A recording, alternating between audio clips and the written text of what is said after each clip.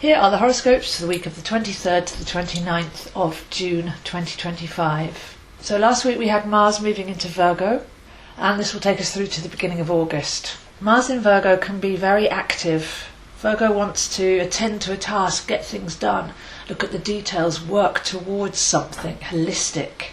And Mars tends to fire up whichever sign it's in. So on the positive level, if you can pick a project that is of value, and Virgo does tend to work in a 9-month schedule, like the harvest, then you might find that you've got passion for something and you can actually achieve something that's of value to you in a steady and organised way, bringing a sense of purpose and passion.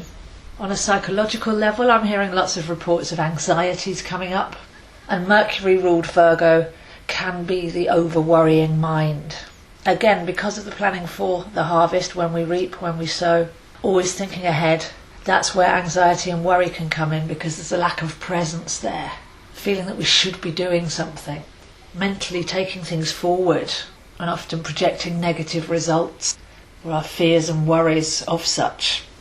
So the ideal use of this next 8 weeks will be to give your mind something positive to do. If you do catch yourself worrying forwards, then see if you can reel that in and attend to the project at hand, something that you care about, something that brings you a sense of life and energy, and get your mind to work on that rather than trying to control the future. This week we have the summer solstice. The sun moves into Cancer and immediately meets with Jupiter. That's a very golden aspect, the sun and Jupiter together like two super suns. Very positive at a very powerful time of year, obviously midsummer. So there's a chance here to feel expanded, to embrace our majesty, to cleanse our emotional waters and actually become kings and queens of our emotions, sitting high on the midsummer throne, taking command of how we feel, relaxing and refreshing and surrendering the midsummer ocean waters and taking a pause this sacred time of year. So if you do find yourself being anxious, then we can actually use this as an opportunity to go in and clear some of those subconscious fears that do project forwards based on a perceived negative situation in the past. Maybe we can just sit with that and rinse it gently while not attaching labels or having to act. So an interesting combination there. One very fiery and productive, the other very watery and gracious. But at the same time, Jupiter squares Saturn and Neptune. Now we know Saturn and Neptune have moved into the beginning degrees of Aries, teaching us a very different way of being. And now we've got the Sun, Jupiter, and soon to come the new moon, all making a square to them. The squares are difficult aspects, necessary challenges for breakthrough. So maybe Saturn and Neptune are pulsing with that dynamic, higher vibrational energy, very energized, very lively. There is a sense of slowing down and becoming more present and appreciative of what we have, and taking a midsummer pause with the Sun, Jupiter and the Moon all in the water sign of Cancer, which can expand and contract. So can we even notice when we're feeling expanded and when we're feeling contracted? And gently, with Mars in Virgo, attend to those contracted moments. What is it that's making us feel tight in our cells? What is it that we're holding on to? And is it of the old paradigm rather than the new paradigm that Saturn and Neptune are raising our consciousness out of? So can we break habits of saying things have always been this way, or that happened in the past, so it's going to happen on a linear now? We spoke earlier this year about drawing a line in the sand and realising that we're living as more tangibly frequency beings now. But Cancer can hold on to human emotion, both ours and inherited, and incubate it if we're not careful. So can there be an elevation of our waters? Can we speak to the subconscious mind? Can we send it messages to release anything that we're holding on to? Can we work in our dream state with that? Go to sleep asking for our blocks to be dissolved, all brought up for awareness so that we can attend to the dissolving of them ourselves. So a very interesting dynamic there with Saturn and Neptune square the Sun and Jupiter.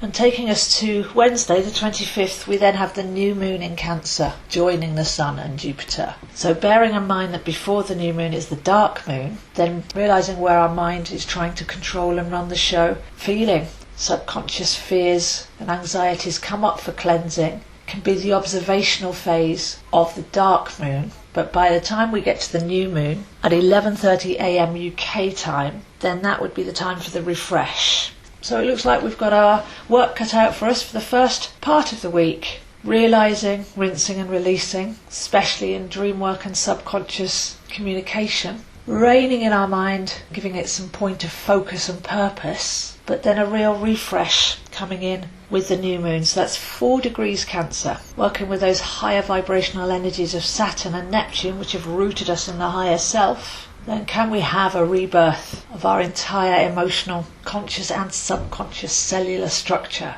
Realise that the old rules don't apply to these new times. So if you'd like to see where this is happening for you, I am available zoeastro@gmail.com. I do readings, astrology, tarot, numerology. Can be a combination of all. We can look at your birth chart. We can look at where to put your energy in the year ahead. We can look at past lives, relationships, focus and direction, timings, all manner of things in customised readings. Readings are 1 hour, recorded MP3. But if you're just having tarot, I offer 30-minute readings just to attend to 1 or 2 specific questions and send you pictures of the cards. Can connect with you online, Zoom or FaceTime, so just drop me an email if you'd like to explore further. And I also offer coaching to help you break those habits and beliefs that might be holding you back. Post these videos on my YouTube, Zoe Astro, links on Instagram, Zoe7, and Facebook, Astro Zoe.